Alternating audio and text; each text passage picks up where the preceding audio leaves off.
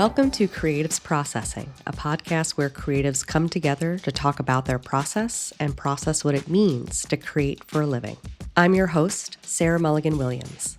I'm the creative director behind Word of Mouth, my studio partnering with small businesses and nonprofits on creative strategy, brand identity, and content production. I also curate Comedy 101, a live film series where I put foundational comedy films in front of an audience and talk about what makes them work. And now, this podcast. 3 pretty different things on the surface, but they're really all the same thing to me. An excuse to dive deep on a subject to learn the craft behind it. Every episode of Creatives Processing shines a light on people who make art for a living and have figured out a few things along the way. We learn what their process for creating is, what guides their approach, and get a glimpse of how their wonderfully unique brain works. My guests today are Candace Cui and Carissa Potter, co-creators of the fantasy journaling book, The Imaginary Atlas. I met Candace last year, and we clicked immediately over our small dogs, building creative community in Oakland, and the maybe not so niche anymore nerdy intersection of comedy and Dungeons and Dragons. She's even been so kind as to teach me how to play D&D, something I've long felt gatekept out of trying. Candace is a growth marketing consultant who primarily works with direct-to-consumer brands, but she's also a writer. Her advice column, Dear Candace, and her book, Why Do We Avoid the Hard Thing, tackle questions most people can't bring themselves to ask out loud about life, love, and the impossible choices in between. So when she and Carissa launched this book, a journal that invites you to imagine yourself as a character in a fantasy world, as a tool for real-life reflection and change, I knew immediately I wanted to talk to both of them about it. Carissa is an artist and illustrator and the founder of People I've Loved, a Bay Area studio and imprint that makes books and paper objects out of problems she's trying to solve in her own life. Her visual language, delicate, playful, emotionally specific, is all over the pages of their collaboration. I've been exploring the Imaginary Atlas for a few weeks, and it has genuinely helped me do something I've been struggling to do for a really long time. Get out of my own head and just get onto the page. What stayed with me since this conversation is how much both of them, from completely different angles, get to this point. The journal is the vehicle, but the insight underneath it applies to every creative practice. In this conversation, we get into how the Imaginary Atlas came together, what it looks like to build something across different creative skill sets, all the different ways trust comes into play within themselves and working together, and why they both believe imagination isn't an escape from real life, but it's a tool for building one. But before we get into it, I have 2 Comedy 101 screenings coming up I want to tell you about. If you're in the Portland, Oregon area, I'm showing Oh Brother, Where Art Thou?, the Coen Brothers Depression-era road comedy on July 6th at the Hollywood Theater. I've been thinking a lot lately about the Odyssey and epic storytelling with Christopher Nolan's adaptation coming out, so I wanted to revisit the last time an Odyssey adaptation had this much attention. And if you're in the Bay Area, I'll be at the Roxy in San Francisco on August 17th with Wet Hot American Summer, a Comedy 101 Hall of Famer and one of my all-time favorites. Maybe you would like to join in? We do need a druid, and you have definitely cast a level 5 charm spell on me. Tickets for both are in the show notes. But before we get into it, if you haven't already, please follow or subscribe to Creatives Processing wherever you're listening or watching right now. It's the best way to make sure you never miss an episode, and it genuinely helps this show reach more people. You can also follow at Creatives Processing on Instagram. That's where I share new episodes first.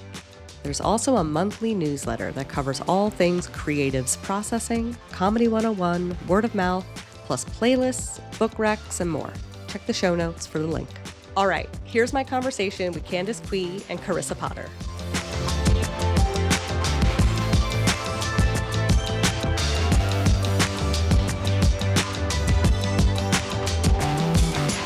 I have had the fortune to be able to explore the book a bit, and it has genuinely helped unlock some monumental writing blocks. So believe me when I say I'm very excited to get into the process for which you created this together, but also the collaboration dynamics you two have across the other projects you work on together, especially in terms of as a brand and as a growth marketer with your own creative backgrounds. But Carissa, I'd love to start with People I've Loved, which the Imaginary Atlas is published through. What is it and what are you trying to make with it?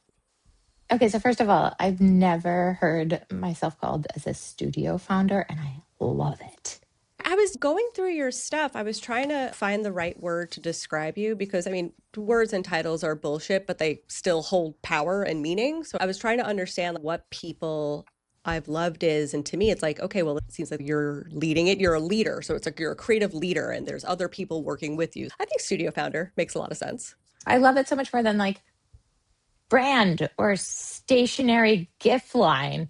Or, I mean, they're like, or, I mean, I think a couple of years ago, I was like, I think we should be a publisher. I think we should be an imprint. Oh, and just make things that we want to exist. But People I've Loved started a very long time ago, and long is so relative. Candace and I met we both went to graduate school at SFAI when it existed. And so People I've Loved grew out of the two sort of not seemingly contradictory needs of mine, which was to make art and also eat. And I think at the time, it at the time when it started, and I think it's still hard now to kind of make a living as a like a conceptual performance artist. And oftentimes, so I think about what I do as these sort of weird sort of social experiments or rules of engagement, I guess, that I'm trying to define that I need for myself. Most of the problems or the projects that we have originate in a problem, like a problem we're having, and we attempt to solve it the best we can in the means that we have, with the means we have access to, I guess you could say. The range of work that you have across journals and books, what connects them?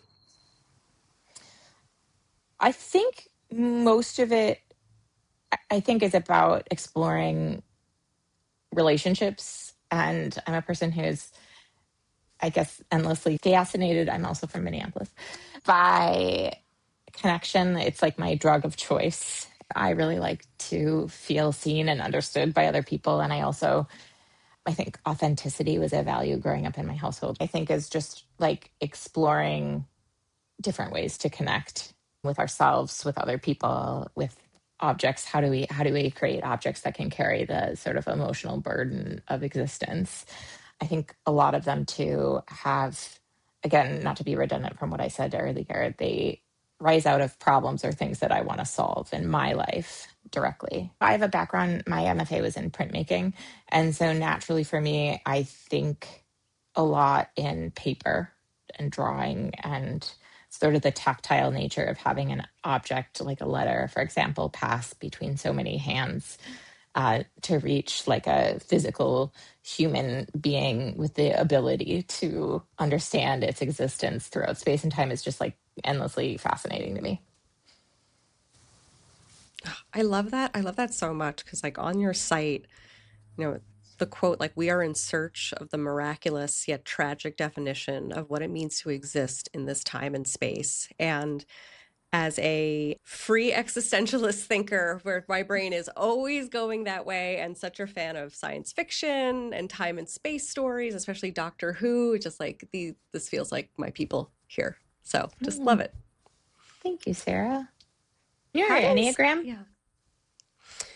Oh my gosh. I took it at some point, but I forget what it is. Sorry to interrupt you. Keep going. No, I've been listening to a lot of Amy Poehler's podcast, Good Hang, and she's really big on the Enneagram. I'm like, shit, I got to take a test. I got to figure this stuff out.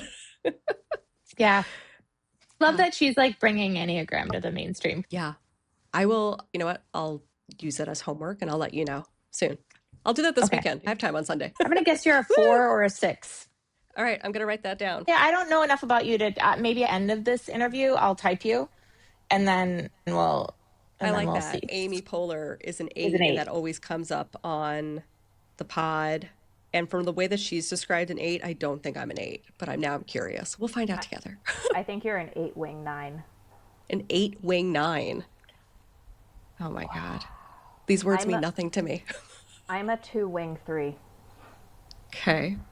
We had some contention about this because I always have issues with things like Enneagrams, Myers-Briggs, or whatever, because it doesn't account for the fact that sometimes people answer questions in aspirational ways.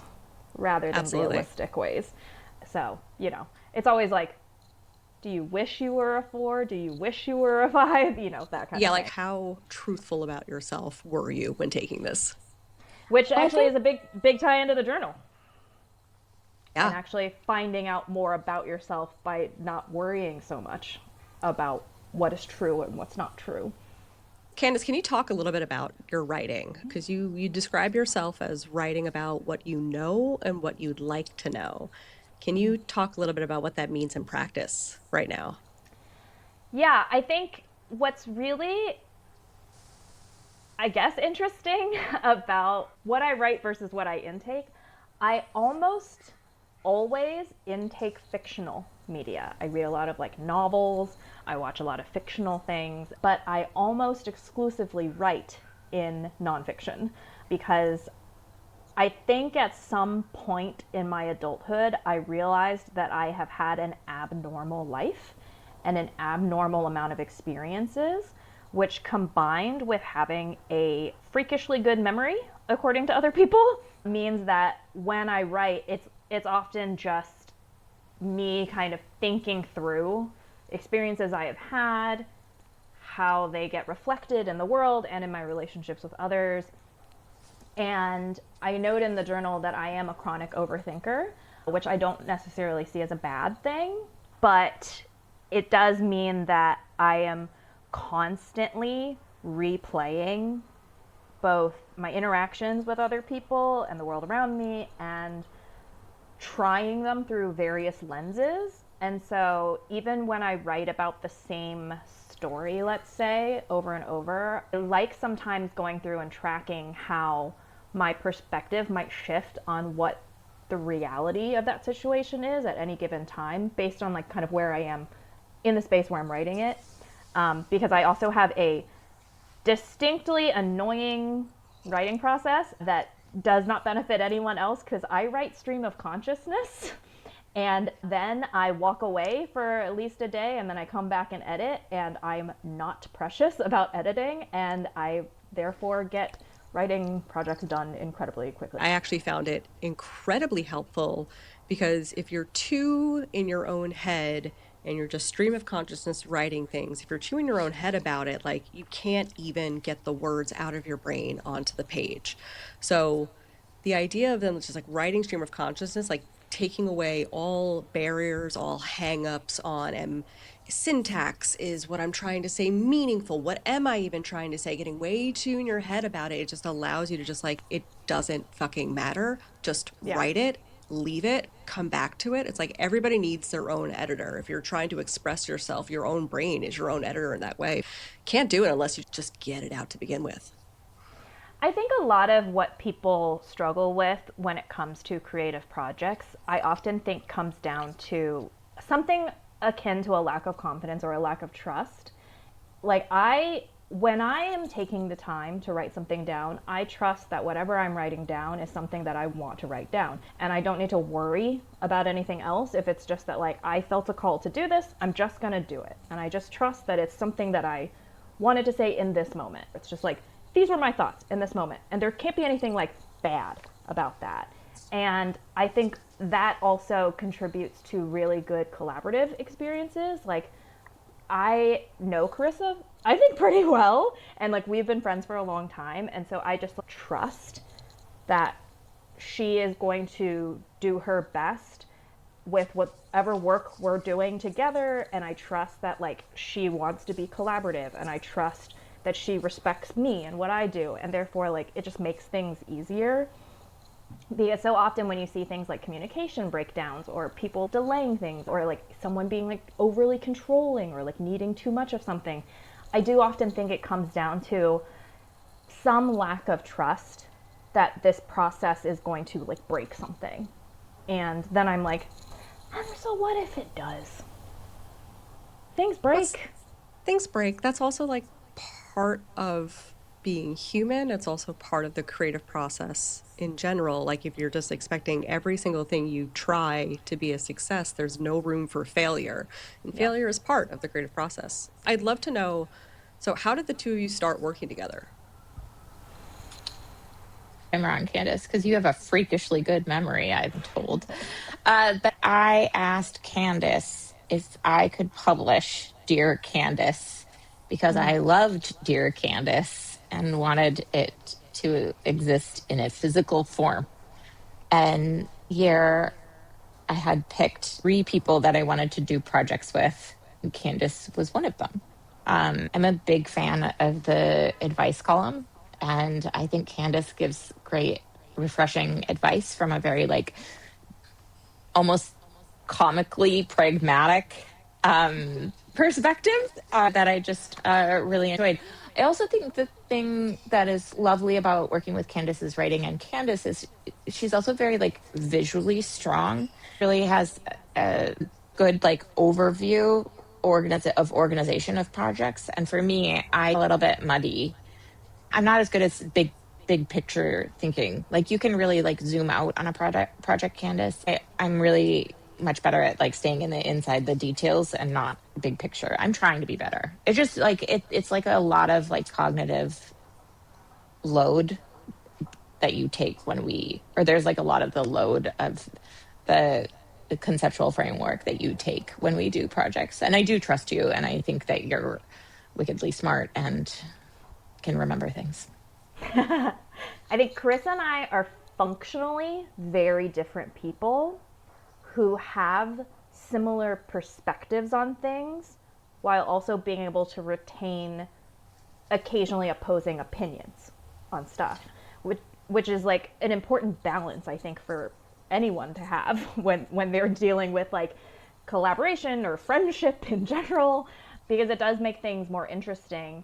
And I know that one of the things that really ties us together is just like that we really value communication. Like, what does language do for us? Like, whether it's visual or writing, or like how do you express something that is difficult to express that might also be universal? Like, I think Carissa's very good at tapping into universal feelings and situations in a really like concise way, because the more that you can like communicate with a larger range of people and have them understand what it is you're trying to convey, like that's really difficult to do. And I think like we both spend a lot of time thinking about how to best do that through one way or another.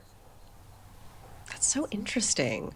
When did you start consulting on people I've loved as a brand? Technically, from the beginning, because very, very early on in People I've Loved, I helped to do some stuff with the website. I think I set up your Google Analytics in the very, very beginning. You probably don't remember this. Like many years before that, I used to be and they asked me once to do an interview for a series. I don't know if they still do it, called The Cognoscenti, which was like kind of like tastemakers, people who had like influence and culture in the Bay Area. And I went to Chris and I was like, I'll interview you for this.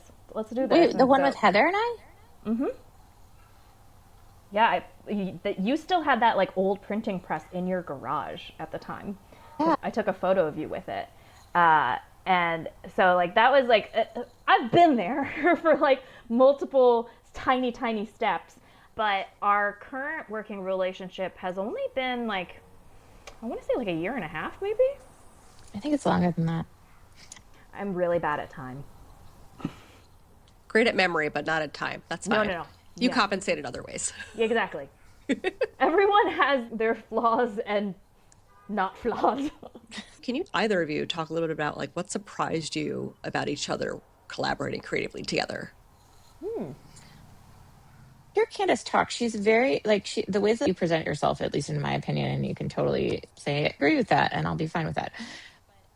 There's a certain like self-assuredness to, but she's also simultaneously really considerate of feedback. Been sort of like this is not a direct attack against me. This doesn't mean I'm wrong. This like and then sometimes we'll both decide when we disagree, and that's fine. But normally we both are willing to meet each other where we're at. But I think that sometimes I feel like with you, Candace, I guess my point is that like, though you present as very like confident and well-spoken, I also think and able to sort of question where you're coming from and take in lots of different perspectives and then move from there. I mean, one thing that is always really fascinating to me, and especially about Carissa, is that I have so much anxiety, and all of my anxiety comes from how I interact with other people.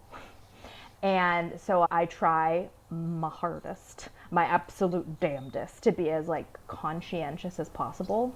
And Carissa, you are also an anxious person, but like of a very different variety than me. One thing that's a little surprising to me when I work with Carissa is she does get into these kind of flow states where she is very unanxious, which I think shows a lot of like her experience and also just also a sense of self-assuredness in like, you know, your artistic identity, your creative identity in a way that's, I think, so obviously distinct, but also intuitive. And it's really lovely, those moments when I'm just like, I don't need to come up with something for this. I just know that Carissa's going to do this because this is the thing that she excels at. And I would say, like, it's not necessarily that that's surprising so much as it is like very, I'm calmed, I'm soothed. Oh, I love that. So let's talk about how that collaboration actually came into play with the Imaginary Atlas. What is the core concept behind, and how did it come about? Both are separate like starting points, and then they merge together, and then we kind of work together to create what it ended up being. But Candace, I don't sense for me to talk about my like, I'll go first and then I reach out to Candace and it all works out. That's the full story. But it's kind of just too long to read version. No, she literally just texted me. Well, I love it. Interesting. Like I'm sure all of you as like people who start projects and do creative things, like have all of these ideas, and it's always fascinating, like which ones actually come to fruition, or like which ones can you actually finish that were like meant to be in the world. I think that like Elizabeth Gilbert, when she talks about this in Big Magic, of like these ideas floating in the air, and then some people just pick them up and then they become actualized, but they're sort of like common consciousness ideas. But I was thinking a lot about, my sister's was really into fantasy and as like a means of escape from reality. I kept thinking about like, oh, how could I use this concept of imagination to kind of like create a reality in which create a better reality, but also escape current hardships. And so I was like, I don't even know what I would want. I don't start. And I Candace and was like, Candace, are you interested in writing a fantasy journal with me? Going back to like the beginning of the conversation when I was like, oh, I have a problem. How am I going to solve it? Who's going to, and then Candace, I didn't know where you were at. Well, the important thing to know about me is I'm a big old nerd. I am the biggest nerd about what other people are nerds about. Like, there is nothing more fascinating to me than what other people are obsessed with. And really lovely to get the question from Carissa about working on this, because I love an opportunity and I often say yes to things. But if I say yes to something, I am gonna finish the thing. And so be very conscientious about would my perspective on something be meaningful in any way? And this was a pretty easy one for me, where I was like, yeah, I got a lot to say about this. And so I like to get things done as quickly as possible. And since I'm a fast writer, I think I literally that day sat down and just started thinking, like, I started organizing in a Miro board, like, what would it look like to have a journal for creating a character, and thinking through all of the different ways that people create characters, whether that's through writing, through even reading. So much of like book talk is about fantasy, and so much of the media that like they're making for movies, for television, it's all about like fantasy, lowercase f, uppercase f. And I kind of just came down to like, well, what would I like to be asked when I am coming up with something? What would have been helpful for me to do something? And a lot of the journal is informed by like having relatively recently gotten into Dungeons and Dragons as a synthesis for everything else that I've ever been interested in. Wait, this has only been recent? Like, how recent is recent? I started playing D&D in 2023. Dang! You're very good at it. Thank you so much. We've played a couple of games together. It's been fun. It's a lot of fun. One thing that's really interesting to me about like fantasy and then specific parts of people's interests and hobbies and things are that like there's some kind of like unspoken tier of what is considered a good hobby versus a cringe hobby. And when I started being interested in Dungeons and Dragons, because I think that the level of accessibility for people who are unfamiliar with it is really, it's a big hurdle for them. And it is very instinctual for some people who I think fear the unknown to try to project onto you that it's not worth it in some way. And the most interesting way that this happened to me was that when I started telling some people that I got into D&D, all of a sudden it became my only personality trait in their brain. And I was like, well, now that's fascinating. I know you know I do a lot more stuff than this. And it does not even take up 10% of my week. Like, far less than that. And I'm like, I'm not in a current game right now. I think a lot of that probably is too, like, just culturally, like, you know, how it was tied to Satanism in the 80s, and now it's like the thing from Stranger Things, you know, so it's starting, you know, you have like Dimension 20, thinking about fantasy, you know, the adventuring party and, you know, stuff like that. I love thinking about, you know, good hobbies and cringe hobbies. Because like when you look at something like Game of Thrones, for instance, which became this like massive global phenomenon. I mean, these were just like nerdy ass books. And if you were reading them, you know, you're like, wow, what a niche hobby. That's so strange. And like, because it becomes accepted by the mainstream, but D&D is still in that like that zone where it's like, I don't know, this is like some weird nerd shit from the 80s. But it's like, I mean, what was it? Didn't Dimension 20 like sell out Madison Square Garden? And they sold it out within 48 hours. Yeah.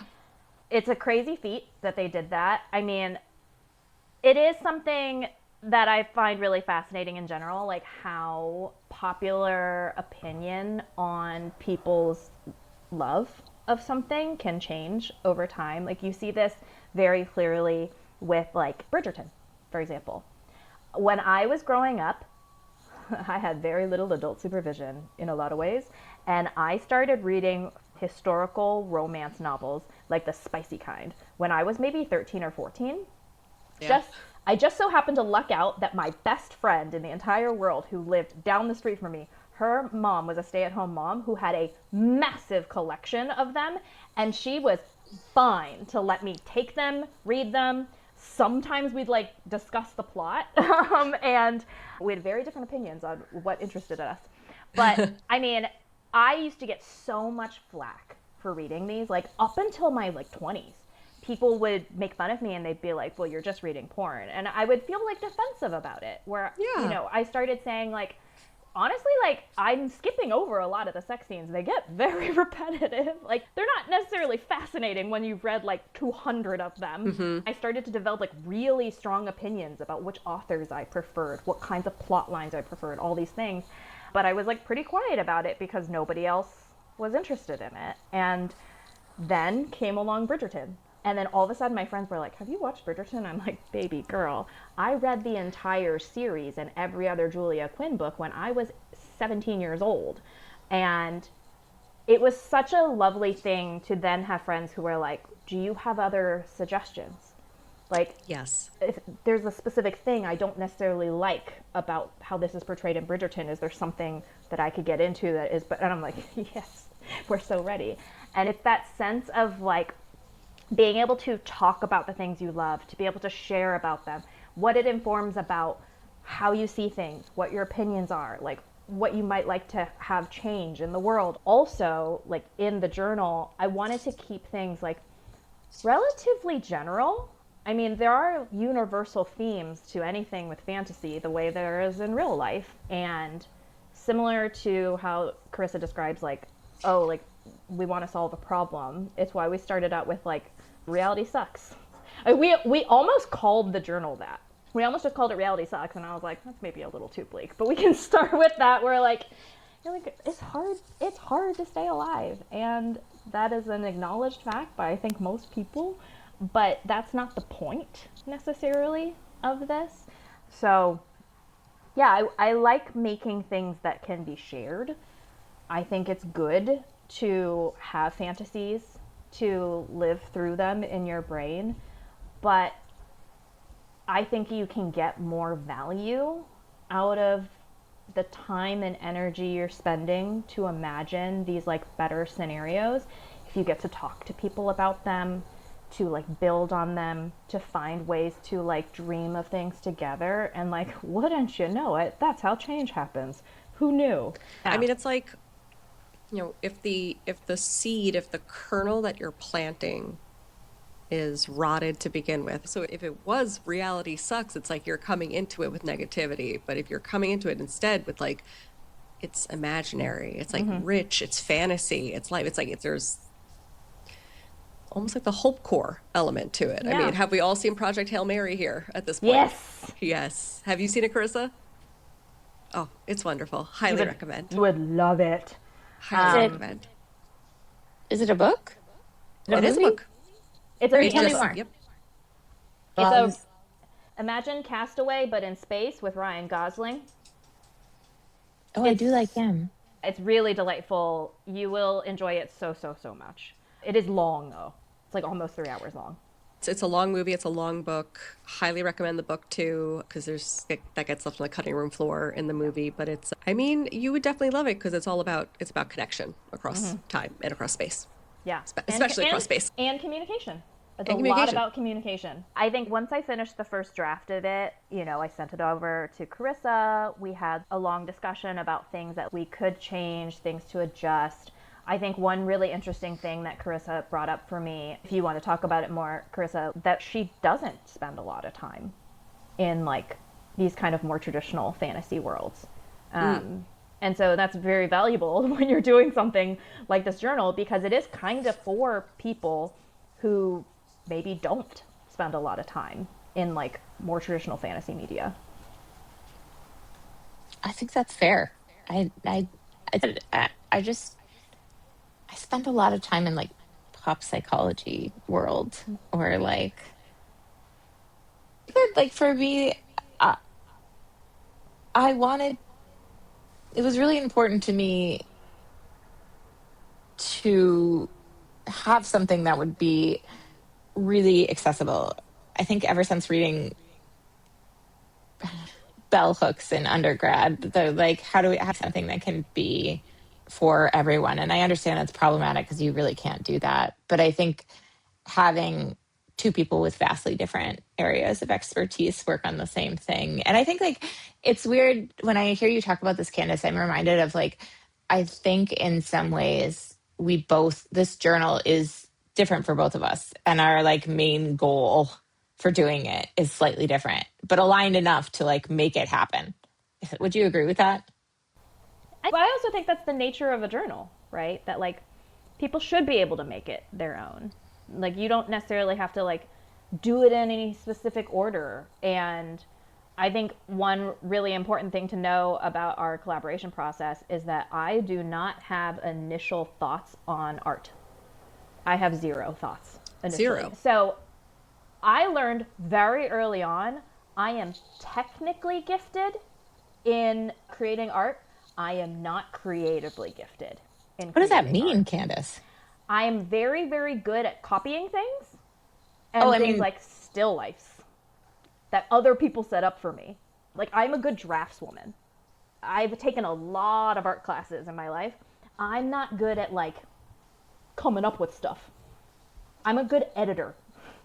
I am a good commentator. I am only good at coming up with stuff when I'm writing. But like visually, I am not artistic. Although I'm good at sketching, for example. I do think when I introduce myself as an artist who can't draw, I am not a good renderer. Or like when I render things, it doesn't. I went to like this life drawing, or because like I'll introduce myself as an illustrator. I went to a life drawing with an illustrator. And she looked over at me and what I was drawing during the sort of timed exercise and was like, "Oh, I guess that's why you're an artist and not an illustrator." I think the drawing in some was more like accurate and if in a beautiful way, in like a Rubenesque sort of way, and was more stylized, even though the inspiration point was the same. Does that make sense? Yeah. Well, I think goes back a lot to the things that people value, right? It's like there are a lot of people who think that in order to be a serious artist, you must be able to make something look realistic. And that's not the definition of art, right? And we know that from just like the sheer amount of artwork in the world that has nothing to do with like a hard and fast reality that somebody is like looking at. And it is really interesting too when you think about people who, like, for example, like Carissa spends a lot of her reading time reading nonfiction. I spend a lot of my reading time reading fiction. I do not value one over the other. I doubt Carissa does either. It's just that, like, you spend your time with what you spend your time with, but there are people who assign value to categories of things in some way that I have to assume makes thinking about things easier for them. Otherwise, like, what would be the benefit, right? It's like validating to think like what you like is smart or what you like is more. I think that most people are just blind, or maybe not, maybe because I'm just speaking from, this is a blind spot of mine, in that I think the things that I like are good in ways to like justify it. But because I'm okay with being wrong. But sometimes I really have to take a step question, like, oh, is it bias, or is this like, because I think like all things that like exist in the world have I think the locus of its merit, let's say a rock, it's all contextual. And so I can make up where like I can change the context slightly and it becomes something completely different. And I think like through contextual framing, even things that seem really bad to me can be good to someone. Yeah, I think this goes back to why I have no initial art input, because I'm like, well, this is not my area of expertise. This is Carissa's area of expertise. I'm going to let her do whatever she thinks is a good idea. I did give her these two really beautiful illustrated mythology books, Greek and Norse mythology. I gave those to her just to be like, when I was a kid, like, I loved these books. I love these illustrations. I think they do a really good job of like hearkening to like a specific feeling of like fantasy that still expresses a story. I gave those to Carissa and I was just like, love to see what you'll do. And then she did a lot of really beautiful illustrations. And then it just came down to when we had like the first kind of full draft of the book, I was just like, here is my one or two thoughts about whether I think this is a good tie-in to the writing that's on the page, and otherwise, you know what you're doing. I love that point that, you had some concrete, you're saying like, I don't have any, like, I'm not going to come in with any notions of what the art should be like, but you're still curating a visual identity with prompts there. These are touch points you could look to as reference, but you're still trusting your creative partner in this to like, you are the expert in your field here. Here's where my heart is. But like, if you feel strongly otherwise, I love that sort of collaboration where like there's trust in each other in that way. Loved it. I think that like, I don't know if you both can relate to this idea of like being in a creative profession for, 16 years, it's old.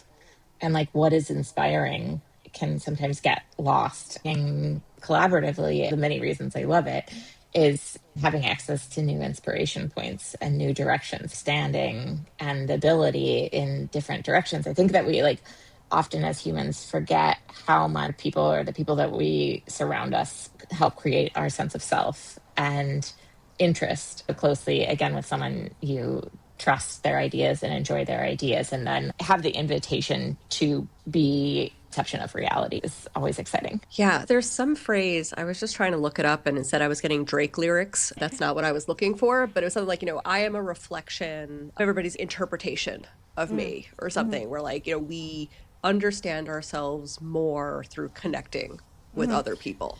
So like what you think the other person, I am the person that I think you think I am. Right. Mm. Yeah, Um, it's that concept that like we are creating our own realities, and that like my reality is different than your reality, and like that there doesn't need to be a problem with that inherently. It's only a problem when someone is asserting their sense of reality over yours in a way that you don't welcome. And I feel like this is very common to anyone who's trying to create something. Like I see it a lot with both artists, like having gone to the San Francisco Art Institute. I did not go there for an MFA degree. I went there for an MA degree in museum studies. And so I spent a lot of time talking with artists about their processes and all these things and going to critiques. And then now in my like current job as a growth marketer for businesses, the thing I'm always saying to people is like, sometimes you get too close to it. Like you get too close, like exactly what Carissa's talking about, where like you're in it all the time, and it not only starts to feel a little like dry, but also like I would imagine it starts to feel almost like a migraine of just like the constant need to produce something that you think people expect of you. I find it really fascinating that most people will agree, and they understand the value of getting outside feedback from anyone. And I really believe that all feedback is good. It's not always usable, and you have to put things in context for like why someone's giving you the feedback. But I think it's always good to have feedback from any direction. And when you meet the occasional person who is just like, no, only my perspective on this thing matters, I usually just go, okay, then I guess. And we're done here. Then I guess you're just making this for you. I think it's okay if you want to just make things for yourself. That's a pretty limited way to go through life. What have you made for yourself recently? I am embroidering badly a shirt, and it's one of those things where like I know I could be doing it better. I don't care. Yeah. what do you, I'm I'm embroidering a bunch of little things. I'm embroidering random little things. I just finished a little fried shrimp in the lower corner, and now I'm embroidering a little hummingbird, like here on the sleeve. But yeah, it's like, it's just for me. And if somebody, I already know that people are going to compliment me on it, because like they'll be able to tell that I did it my myself. embroidery skills are so great. No. That's 100% not going to be like, Candace is good at this. They're going to be like, she did this herself. And I'm going to be like, this looks homemade. And I'm like, that's cool. But also, if everybody was like, that's an ugly shirt, I'd be like, you don't have to wear it. I'm doing it while I'm playing video games, while I'm watching YouTube, because it makes my cortisol levels slow down. Candace, are you familiar with recently Art as a Cure? Art is Cure, or Art as a Cure. I think it came out like a month ago. Researcher in the UK who I think advocates for like along with medication or exercise that would like ways that making art can also present like a neurological cure different ailments. And it's really fascinating to think how when you just said like you knew it like my cortisol levels and that feels good.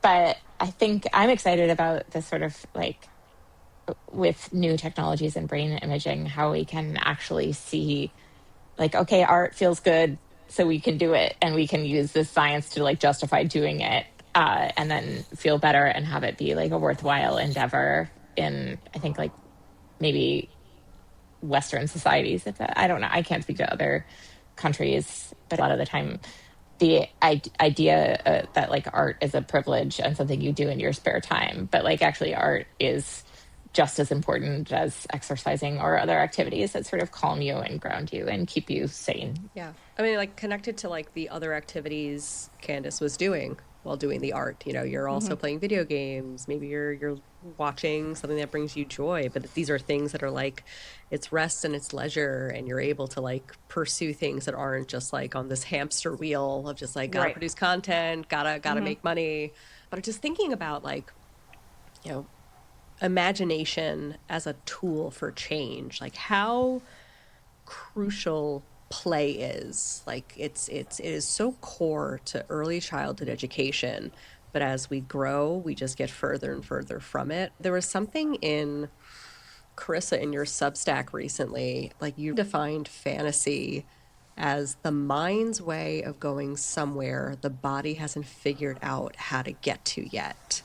That gap that you're describing, Carissa, going somewhere, like you're allowing your mind to go somewhere where the body hasn't gone yet, like letting fantasy be information rather than destination. Like I feel like that's the book's argument in a sentence. I'd love to hear more about this framing that was instilled in you. Don't think I was ever allowed to kind of function the way Candace functions in her writing practice, where she like stream of consciousness writes and then figures out what she was saying afterwards through. So the process, I think for me, it's only been like really recently that I've allowed myself to work that way. And I feel like writing a lot of the time, I don't know what I've like let go of letting myself know what I'm going to say before I say it. And I think that that is fundamentally at odds with how I was trained to function as a conceptual artist. Maybe I'm just not a conceptual artist, but I actually think there's a lot of also both information stored in the body that our consciousness doesn't have access to, and vice versa. But I think your question about like using fantasy as, I think for me, the idea a lot of the times, like our internal judgment or critic comes up, like we hit a wall on things that are like worthy of exploration or worthy of knowledge. This can't be, because so I won't let myself dream it. And for me, I think using fantasy as sort of a stand-in to allow these thoughts and ideas to come out without judgment is also sort of freeing if you're in this pursuit of kind of using the scientific method to look at our what is consciousness and what are we drawn to, and even as like a survival evolutionary tactic of like continuing to live, using fantasy as a tool to understand that better seems to make sense, but it's not something we're trained to do or like really was a practice for me ever. So like you're both in this grad program together. Candace, it was for museum studies. Carissa, what were you there for? Printmaking. For printmaking. Hence why I Well, have a stationery line. I like that print. absolutely. Were you coming into launching people from a standpoint of like, I want to do printmaking, I want to do publishing, or was it just an extension of, the art that you had done before? I would say it was very much an extension of the art that I was doing before. I think one of the first things that I made was a card. I was trying to like, at the time, I really like people. And there was this, I was sort of obsessed with like, how do you know how someone fits in your life? Like the categorization of friendship of like, this person is good at XYZ, so this is where they fit. I started by like making these like paper objects, just sort of like explore connection. And I dropped them off at Needles and Pens in San Francisco. And I came back and they had been purchased. And so I thought, oh, I should just make more of these and then hope that they resonate or serve a purpose in other people's lives. Luca Antonucci and I founded Culpa Press in 2010. And it sort of at the time encapsulated both of our practices. And in 2012, we both had different sort of needs and goals. Stylistically, were really different. And so people I've loved, it started before that. It started with Luca, but it became its own sort of entity by design. And actually, these are two of Carissa's artworks that I own both from I think fundraisers, two different fundraisers. Looking at these illustrations, there's just like they're so playful throughout them, and hearing from you, Candace, that you didn't have any specific direction of like, here's this sort of illustration I want on this page. Like this page is about D&D, so I want like mythological things in there, or this one is more about something else, so I want this. But was there any dialogue back and forth once that first pass of illustrations came through? How did the refinement process look like for this?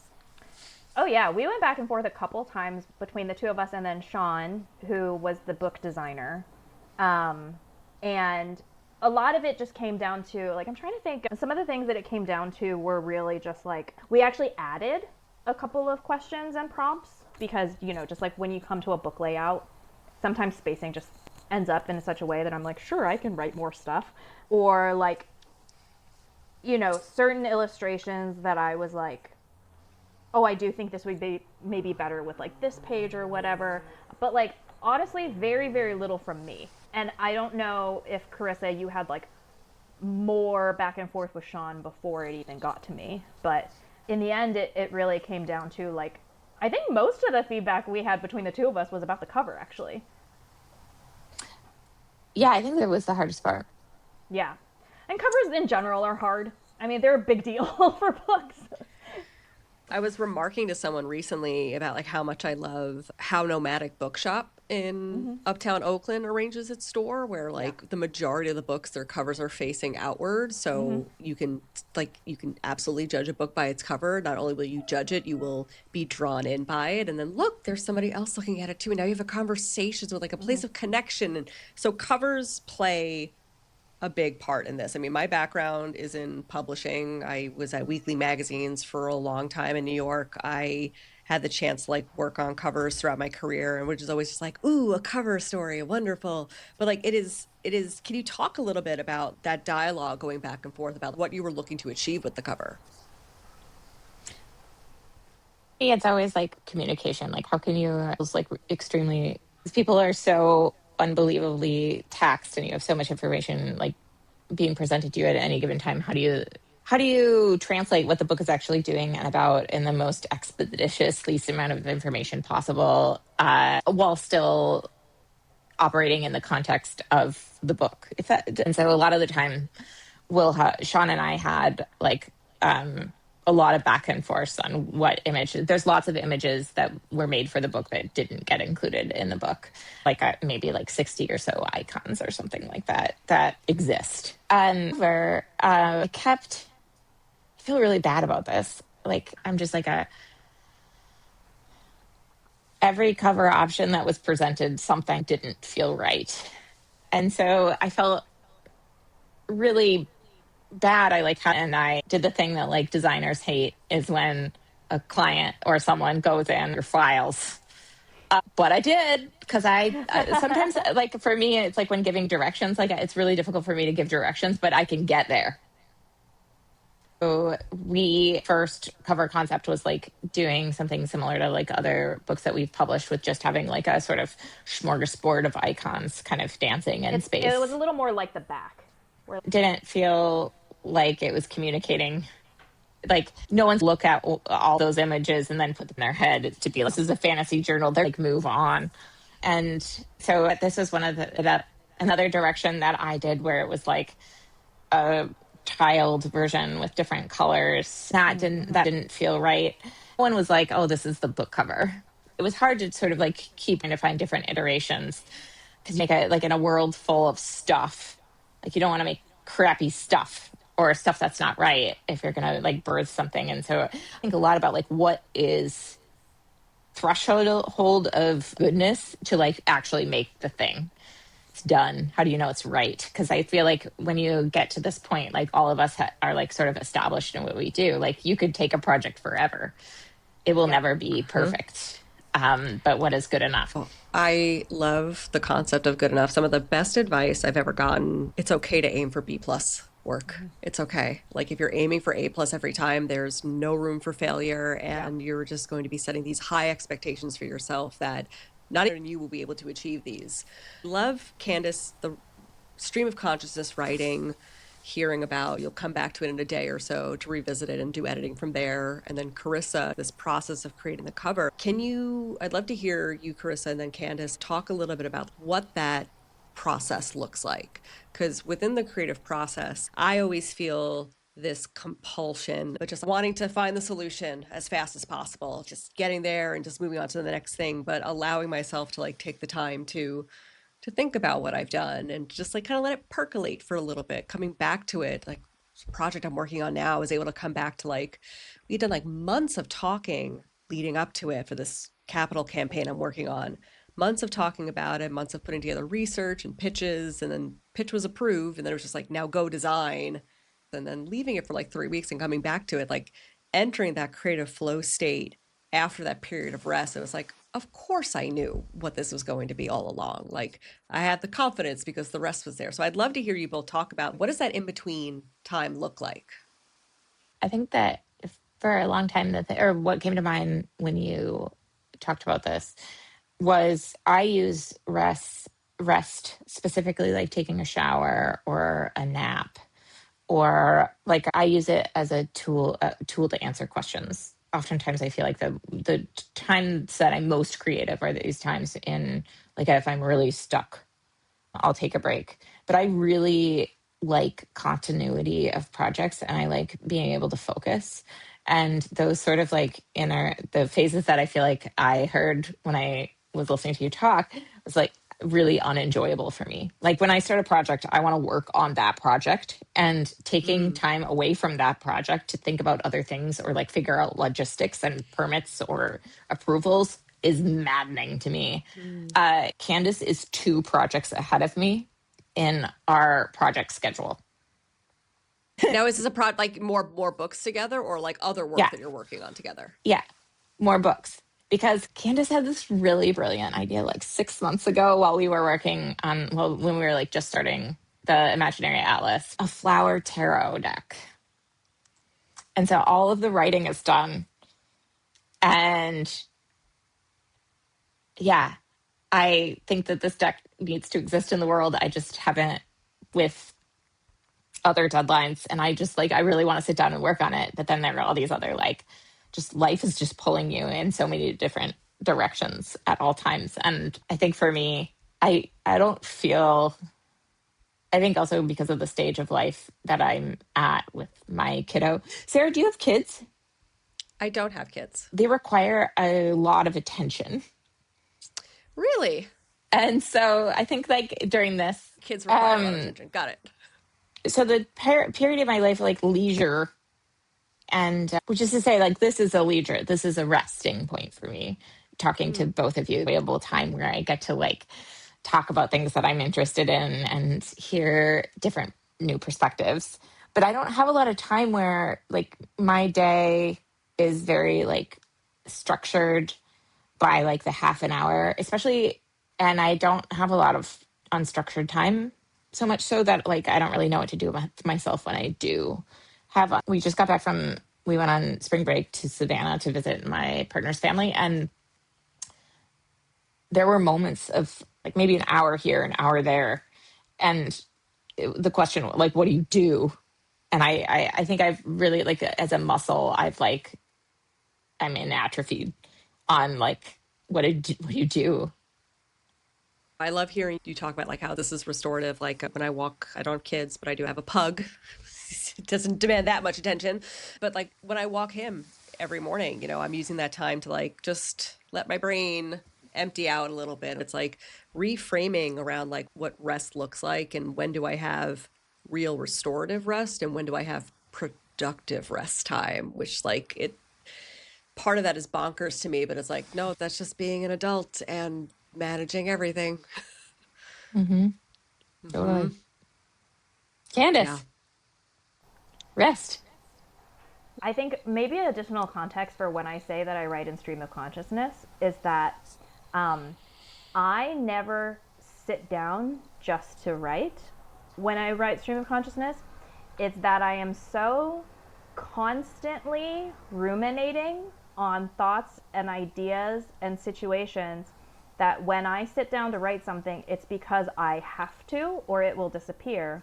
Because the one thing I am worst at in the world, besides maybe playing woodwind instruments, I've never gotten the knack, is like I'm really bad at resting. Similar to Carissa, when I step away from a project, I can't think about it. I actually don't want to think about it. I have too much other stuff to think about.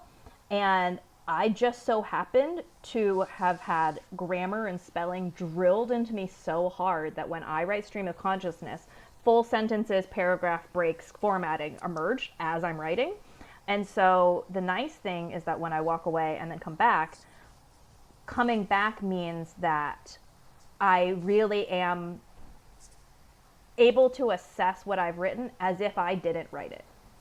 And when I talk about not being precious with my things, it kind of comes down to other people's things too. Like one area of feedback that I've been criticized about a lot of the time is that because I'm not necessarily good at creation in that kind of creative way, I do really value kind of instinctive feelings about what feels good, what feels bad. And more importantly, like a lot of the time I approach things with what I don't like.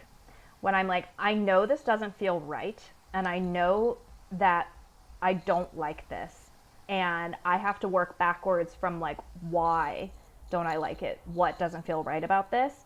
And it is actually a struggle for me sometimes to come up with a solution to that.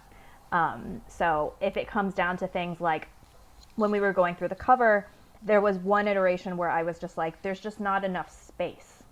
Like everything feels so tight. It makes me feel anxious to look at it. I don't know what the solution to that is from a design perspective in order to fit all these things in here, but I know that this doesn't feel good. Or if I'm writing something and I come back to it, I read a sentence and I'm like, well, now that sentence doesn't make sense. So what was I trying to say there? Is there a better way for me to say that in a way that makes sense? And sometimes I'm like, delete the sentence. It's time for it to go. I just want to talk a little bit about like current influences or just things that are attracting your attention. You already have like some other book projects that you're working on together, so you can talk about those, or just maybe not something work related, but like what's in your creative diet right now? Influences, obsessions, what are you both paying attention to right now? But what's hard about me as a human being is that I have a constant roster of just like things that take up my like mental space at all times. So it's like I always have one TV thing I'm watching. I always have like a book that I'm reading. I just finished a book this morning, so I have to read a new one. I'm playing a really fun video game. I'm about to finish it actually, called A Bookshop, where they have real books in this tiny little bookshop that you recommend to people in this little town, and you're trying to fix the town's problems through reading. Can you imagine? I watch a lot of comedy YouTube videos and Hank Green videos because my brain cannot handle the majority of prestige television because it makes the world seem harder. But comedy YouTube and Hank Green makes it feel nicer. Well, it's not completely devoid of nutritional value, but it's just like I'm not sitting down for a meal of a prestige show, right? Yeah, I'm like trying to find more things that feel life affirming in very simple ways. Like the comedy I watch is all like, it's all about like friendship. The like Hank Green are all like, they're very optimistic science videos. I am in a very delightful book club where we read a lot of like really interesting books, and I learn something every time I read one of the books, whether I like it or not. We are reading The Correspondent by Virginia Evans this month, which is not something I ever would have picked up, but I did enjoy it. And the only podcast that I listen to in my entire life, because I have hearing issues and I think that it is a big reason why I don't normally pay attention to podcasts. I only listen to a podcast called Not Another D&D Podcast, which is in theory a Dungeons and Dragons podcast, except that mostly I do not listen to the episodes that are about them playing D&D. I mostly listen to the episodes where they are talking about other media, or they're just goofing around, or they have this thing called Dungeon Court where people bring cases to them of their own home games of D&D and have the podcasters like weigh in with judgments about who was wrong and who was right. And I highly recommend episodes of Dungeon Court for people who have never played D&D but really, really want to, because you will learn a surprising amount about how to play D&D through it. And it's also just very, very funny. I know you have a kiddo. How are you, like, how did the two of you be creative together? Yeah. I mean, it doesn't look like what I thought it would look like. I think that our brains are sort of melded in a weird way. Melded is a weird word. I think Candace and I have talked about this before. I have issues with enmeshment. Like I don't really know where she starts and I stop. But like I think my creative process has really changed in sort of the content that I make. Like I'm much more like cats. Like I would never have drawn cats. Cats would never make like there's probably a cat in the imaginary atlas. Margaret fucking loves cats. And butterflies, there's definitely butterflies in the There's imaginary atlas. butterflies everywhere in this. Margaret loves butterflies. In some ways, I think that I'm trying in pursuit of being like a quintessential good mother. I am subconsciously integrating Margaret's interests into my visual vocabulary so that she'll love me and accept me, or like even just say like, "Oh, I like that, mom." I think it also, because of the preciousness of time, it really has changed my practice. And so as to say that like my time for exploration has changed. It used to look like time to play, and then now it looks like this sort of like either really scrunching it into like really trying to like even obsessively optimize time to play, or like lead her in exercises while doing the exercise myself. And so like the framing is really sort of, it's different. And I feel like there's like some things in creative processes that like constraints are good or bad, what have you. They're just having a child has really made them different. And I think that like one thing I guess I should say that is actually maybe at the core of all of this is that I had access to, before Margaret, sort of like a biological spectrum of emotion. And her existence changed the sort of threshold of my ability to feel things.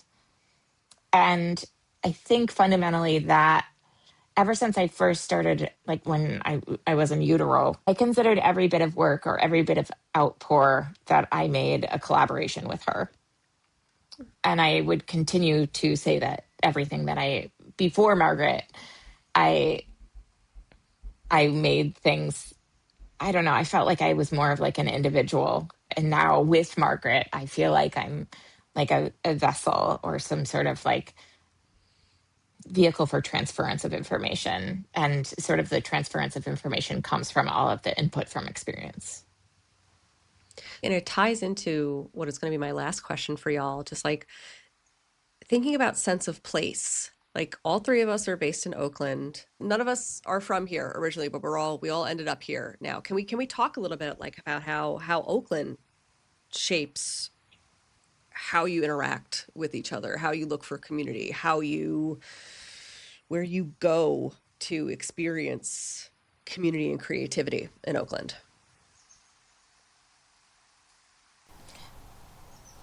I am very fortunate to, one, be able to work for myself, and two, be able to work part time. So I made it a goal this year to volunteer at least one day every week. So I have a couple of community outlets now. Was just at Local Economy last night for a really wonderful event. I volunteer there sort of frequently. I mentioned I'm going to this like workshop at Bather's Library, which is a community space like down the street from me. I'm very fortunate to just like know so many like businesses, organizations, like art gallery owners like in the Bay Area that I like just popping into. And I also volunteer at the Oakland Museum. I'll be there tomorrow meeting with the board actually to run a program for them. And in general, I just get really excited by all of the community work that happens every single day in multiple places all throughout Oakland. I mean, it's a big city with a lot of people and a lot of very interesting, diverse communities. Every community in Oakland is proud to be its community, and as far as I can tell, happy to share their community with each other. And it is so beautiful to see when life is very, very hard, as we've mentioned. And it feels like everything around us wants us to think that we're alone. And being able to go out in the world and meet new people, join their communities, find out more about them, and then be able to invite my existing friends to go see these things.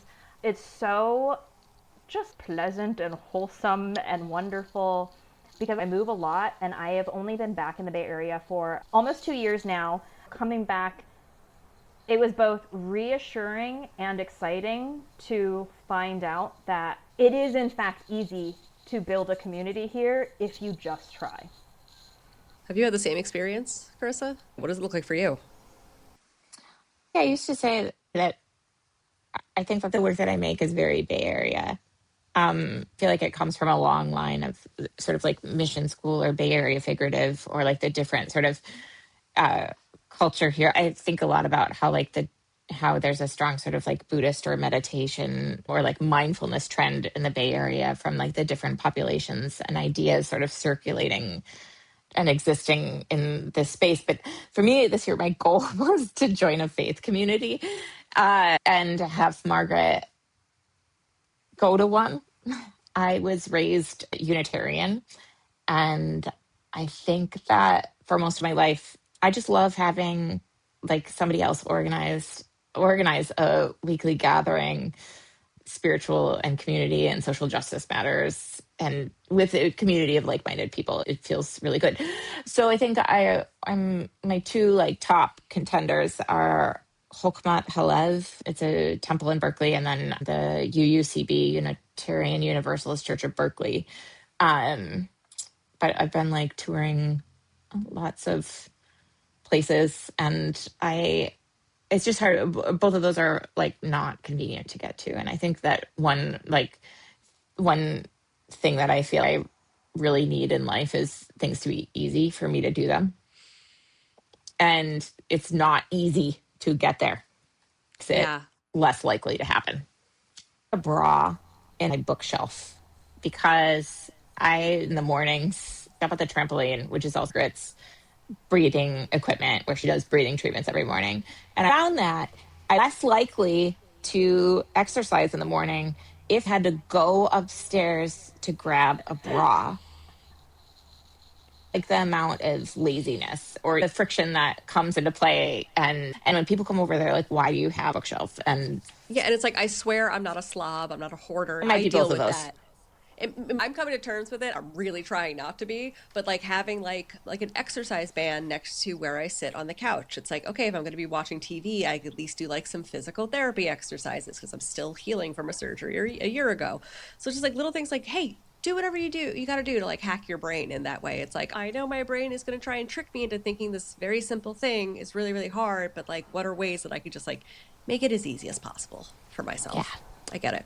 A thing I think about a lot is that, especially for women, we are often told that we have to make things harder for ourselves to make them worthwhile. And I'm a big fan of the balance in doing things that are easier because, like, if it helps you to just do them, that's okay. And there's a lot of talk in media currently about how activism requires sacrifice. And I do believe that's true. I think that there are certain things that you have to be willing to sacrifice in order to serve a greater good. But it doesn't mean everything.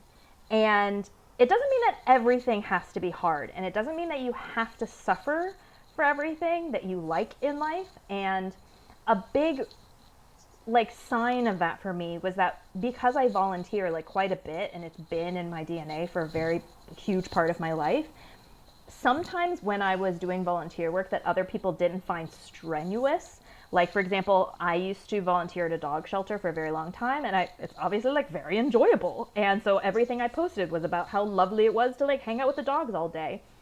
I'm not going to post about me having to pick up poop or like comfort a dog when it's about to be euthanized. But then someone said to me once, like, does it still count as volunteering if you enjoy doing it? And I was like, what a crazy question to ask me. Like, what an insane thought process to have, that I must feel bad in order to be helping people. And I think about that a lot when it comes to things like, if I am going to work out, I have to be wearing my workout clothes all day. Oh, Like, yeah. I can't put on normal clothes and then what, like change for the gym? No. I'm simply not going to do it. So just thank you both so much for sharing both of your stories today and talking about the Imaginary Atlas with me. I've had a legitimately like pleasant time just like writing for the first time in a really long time, which has been something that I've been like struggling with. The phrase like, I wasn't ready to receive it, you know? Like I wasn't ready for like the gift of this for a long time. And I feel ready for it now. So thank you for being part of that. Yay. Yay. Thank you, Sarah. Thanks, Candace. Thank you. Soon. Thank you both. More to come. Yeah. Amazing! Yeah. So I said I would take the Enneagram test, and I followed through. Turns out I had taken it back in 2020 at the height of lockdown and completely forgotten about it, which totally tracks. Both tests landed on the same two types, just in different order. In 2020, I was leading 1 Wing 9, which is the reformer, with 7 Wing 6, the enthusiast, right behind it. Today, those two have swapped. As with any personality tests, once I get my result, I immediately look up which fictional characters share my type, and then I claim them as my own, forever, irrevocably, no takebacks. So, Pandemic Sarah was apparently Spock, Obi-Wan, and Galadriel, with Merry and Pippin and Fred and George Weasley lurking underneath. Current Sarah is the reversed. I'll take them all. The 7 in me says yes to everything, starts 6 things before finishing one, and genuinely believes this next conversation is going to be the most interesting one I've ever had. Because it is! The 1 in me then audits all of it and wonders if any of it was good enough to show the world. Here's the thing about Spock. He's half human, he's half Vulcan, permanently at war between the part that wants to feel everything and the part that insists none of that is relevant. The Vulcan half wants a brief, a process, a framework, a reason this is worth doing logically. But the human half just wants to follow the conversation wherever it goes and figure out why later. From the outside, I think I'm trying to be Obi-Wan and Galadriel, a guide, a space where someone else's journey gets illuminated. But from the inside, it is occasionally Fred and George, absolutely Merry and Pippin. Enthusiastic, a little chaotic, a little bit too much long bottom leaf, deeply committed to the bit, always hoping the whole thing coheres into something meaningful by the end. Links to the Imaginary Atlas, people I've loved, and how to connect with both Carissa and Candace are in the show notes. If you've been wanting to build a journaling practice and keep bouncing off traditional prompts, this one is a totally different experience. Check it out. That's it for this episode of Creatives Processing. If you loved it, give it some stars. Please leave a rating and some love, or spread the word and share it with a friend. I've been your host, Sarah Mulligan Williams. You can find me and my creative studio, Word of Mouth, at wordofmouthcreative.co. If you're a brand or organization looking for a creative partner, someone who leads with strategy, storytelling, and a real human point of view, that's what I do. Come say hi. For updates from Word of Mouth on creatives processing, Comedy 101, and everything and anything else I might be working on, sign up for my monthly newsletter. Links to it and everything else I've mentioned are in the show notes. This episode was produced by Word of Mouth, edited by Kai Indermar, and our theme music is by John Michael Rochelle. Till next time, thanks for listening to Creatives Processing.